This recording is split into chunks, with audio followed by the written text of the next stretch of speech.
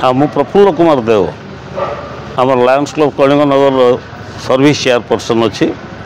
ମୋ ସହିତ ଅଛନ୍ତି ଆଜି ଆମର ପ୍ରେସିଡେଣ୍ଟ ମିସେସ୍ ପ୍ରତିଭା ଦେଓ ଏବଂ ମୋର ଅନ୍ୟ ସହକର୍ମୀମାନେ। ଆମର ଆଜି ଯେଉଁ 79ତମ ସ୍ୱାଧୀନତା ଦିବସ ଉପଲକ୍ଷେ ଆମ ତରଫରୁ ଆମେ ଏଠି ସୁକିନ୍ଦା ଏବଂ ଦାନଗଦି ଉଭୟ ହସ୍ପିଟାଲରେ ଶୁଖିଲା ଖାଦ୍ୟ ବଣ୍ଟନ କରିବାର କାର୍ଯ୍ୟକ୍ରମ ରଖିଛୁ। ଏଇଟା ପୂର୍ବ ବର୍ଷମାନଙ୍କର ମଧ୍ୟ ଆମେ କରୁ ଏବଂ ଆଶା କରୁଛୁ ଆଗକୁ ମଧ୍ୟ ଏ କାର୍ଯ୍ୟକ୍ରମ ଜାରି ରହିବ। ଆମର ଅନେକ ପ୍ରକାରର ସୋସିଆଲ ୱାର୍କ ଭିତରେ ଏଇଟା ଗୋଟେ। ଆମେ ପ୍ଲାଣ୍ଟେସନ୍ଠୁ ଆରମ୍ଭ କରିକି ଯେଉଁ ଗରିବ ଲୋକମାନଙ୍କୁ ଖାଦ୍ୟ ବସ୍ତ୍ର ବଣ୍ଟନ କରିବା ଏବଂ ବେଳେବେଳେ ଆମର ଏ ଯେଉଁ ବିଭିନ୍ନ ଜାଗାରେ ସଫାସୁତୁରା କରିବା ପାଇଁ ଯେଉଁ ସ୍ୱଚ୍ଛ ଭାରତ କାର୍ଯ୍ୟକ୍ରମ କରିବା, ବିଭିନ୍ନ ପ୍ରକାର କାର୍ଯ୍ୟକ୍ରମ କରିବା ଭିତରେ ଆଉ ରକ୍ତଦାନ କାର୍ଯ୍ୟକ୍ରମ ମଧ୍ୟ ପ୍ରତ୍ୟେକ ବର୍ଷ ହୁଏ। ଆମେ ଆଶା କରୁଛୁ ଯେ ଆଗକୁ ଏ କାମ ଆହୁରି କେମିତି ସୁଚାରୁ ରୂପେ ଚାଲିବ, ଆପଣମାନଙ୍କର ସହାୟତା ମଧ୍ୟ ମୁଁ କାମନା କରୁଛି।